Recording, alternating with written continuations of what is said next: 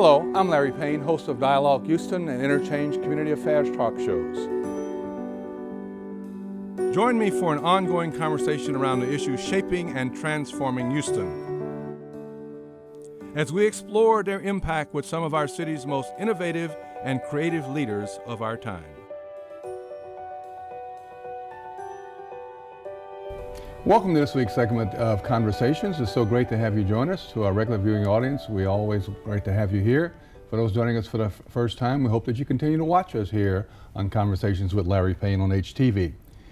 We have a great show planned for you today. We're going to look at kind of the past, the present, and the future, but we're going to do it with the lens of understanding that today, April 4th, 2018, in many ways, for me, it feels like April 4th, 1968.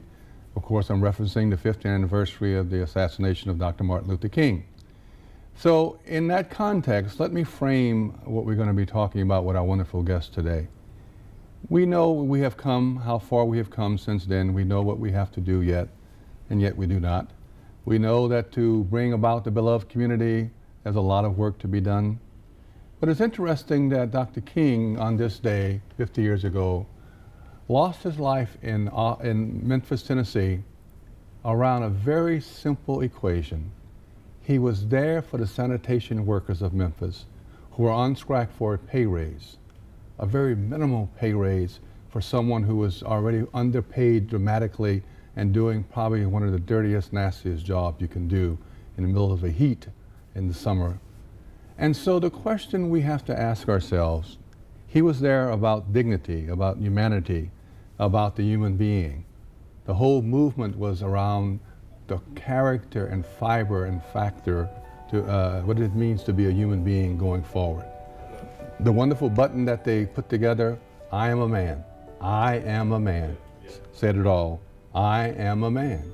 So the question we have to ask ourselves going forward, as Dr. King did during that strike, what is the fair ethical treatment of all human beings? All human beings' lives matter. All human beings' lives are equal. And so the question we had, even when our wonderful Mayor, Kathy Whitmire, was mayor, and the sanitation workers here at the Solid Waste Department went on strike also for more pay, because it is the job that nobody wants to do. And in that wonderful heat of that summer in Houston, Texas, how we resolved that particular garbage strike was to make sure we put a few council members on the back of garbage trucks as bumpers, who actually rode the routes and picked up the trash. And I can tell you, because I was there with them, I helped organize and orchestrate it, that event, that by the time they got through running those routes, in the heat of the summer, in Houston, Texas, with that smell of the garbage, they were more than happy to grant a pay raise to the solid waste workers. So, in the spirit of Dr. King, in the spirit of the 50th anniversary, in the spirit of the sign you see behind me of diversity, which references that yesterday, our wonderful mayor, Mayor Sylvester Turner, declared April as Diversity Month here in Houston, Texas.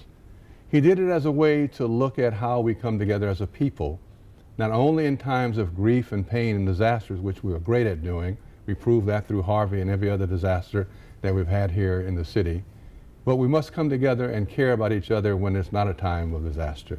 And it's not a time of looking out for each other at the moment of need, but the moment of need is there every single day and how we respond to it. It always boils down to the dignity of the human being and how do we see that. Diversity in Houston, by the way, is something that really talks about tolerance and moving from tolerance to inclusion, inclusion to acceptance.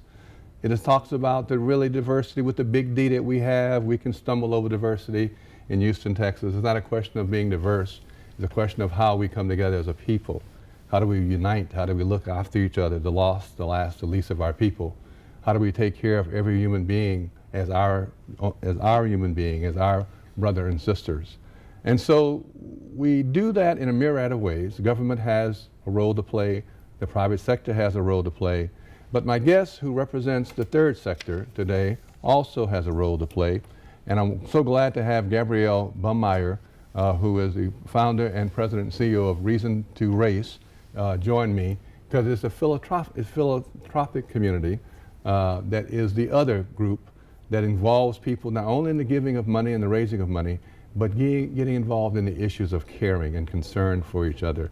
And so I wanted to take this from the past a little bit historically, look at the present, and then as we go through the show today, talk about what those future issues and needs are. I could not think of a better person to join me than Gabrielle. So great to have you here. Thank you so much, Larry. I tried to give it a context. I'm suffering from this, upper respiratory thing, so my voice is a little challenged today, but we'll get through it. But I wanted to really try to put it in the context of the 5th anniversary of Dr. King and looking at the question of simply humanity. Mm-hmm. The question of all human beings' lives matter. All human being lives are equal. What is the fair ethical treatment of all human beings? That's the question in philanthropy of how we rise to the occasion to have some kind of balanced playing field to help each human being achieve and accomplish their goals and objectives in life. Yes. Well, thank you for having me, Larry. I really appreciate this opportunity to speak with you and to engage in this question with you, because what is it going to take as we as society move forward and embrace our brothers and sisters? We at Reason to Race, we believe in everybody does want to make their difference. And a lot of times people are just faced with that challenge of how to do that. And so how do we embrace those who are different than we are? How do we make sure that our city is thriving and the people in it are thriving as well? So we have made a conscious decision to work with the nonprofit sector to do something to help make their efforts more productive.